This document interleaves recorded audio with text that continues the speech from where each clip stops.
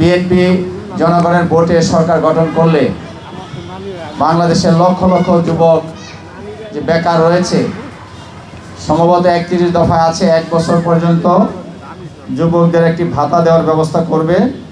পর্যায়ক্রমে যুবকদের ট্রেনিং দিয়ে বিভিন্ন সেক্টরে যাতে চাকরির ব্যবস্থা করা যায়, সেই লক্ষ্যেই সরকার একটি মহা পরিকল্পনা বিএনপির হাতে রয়েছে। হকারদের এক ভাই বলেছেন, আমি মনে করি যত্রতত্র হকার বসাটাও সমস্যা। আমাদের এক কৃষক ভাই সিরাজগঞ্জে যে বলেছেন, সে দলকে ভালোবাসেন, পরিচ্ছন্ন।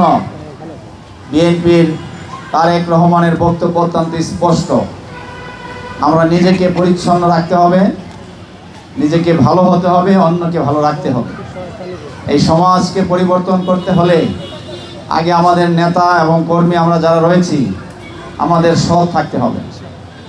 আমরা যদি সৎ থাকি, আমাদের মধ্যে যদি সততা থাকে, আমরা যদি পাড়ায় মহল্লায় যেখানে যে দায়িত্বে আমরা আছি, আমরা মানুষের সাথে ব্যবহার করি, ভালো কথা বলি, ভালো কথাগুলো মানুষের সামনে তুলে ধরি, তাহলে একটা সমাজ পরিবর্তন করা সম্ভব।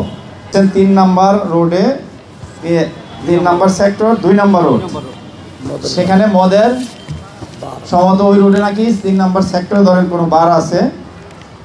বারের বিষয়টা বিভিন্ন ক্লাবে কিন্তু বার থাকে, তো ক্লাবে যদি কিছু ক্লাব আছে অবৈধ অনুমোদিত ক্লাবগুলায় যে পরিমাণ আমরা অনেক ক্লাবে, আমি জীবনে ক্লাবে যাই নাই, এখন ক্লাবের যে বিষয়টা একটু ব্যতিক্রমী, সেক্টরবাসী অনেকে জানেন বুঝেন যে ক্লাবে নির্দিষ্ট পরিমাণ কিছু অ্যালকোহল যেটাকে বলে নেশার অনুমোদন থাকে, তার বাইরে বিভিন্ন সময় অতীতে যেটা হয়েছে প্রশাসনের সাথে লিয়াজু করে বারগুলা চলে।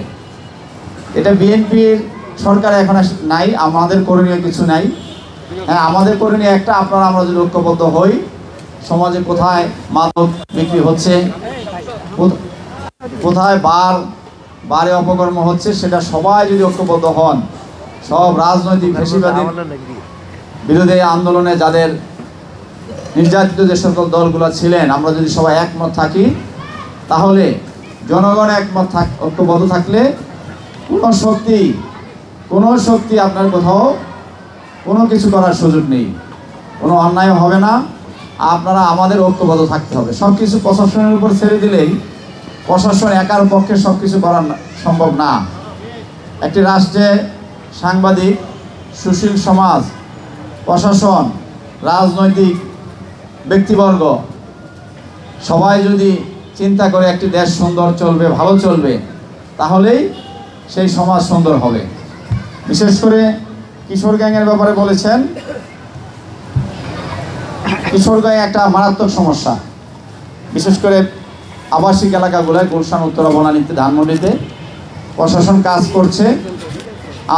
আপনারা সজাগ থাকতে হবে। যেখানেই বিভিন্ন মহল্লায়, বিভিন্ন এলাকায় বহিরাগতরা যখন আড্ডা দিবে, এসে বিভিন্ন সময় দেখা গেল 5টা 10টা হুন্ডা নিয়ে বিশৃঙ্খলা তৈরি করবে, সেটা আমাদের সচেতন হতে, ঐক্যবদ্ধ হতে হবে।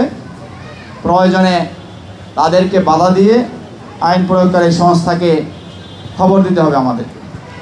তাহলেই কিশোর গ্যাং এবং এই মাদকের বিষয়টা আমরা ঐক্যবদ্ধ হলেই সেটা সম্ভব।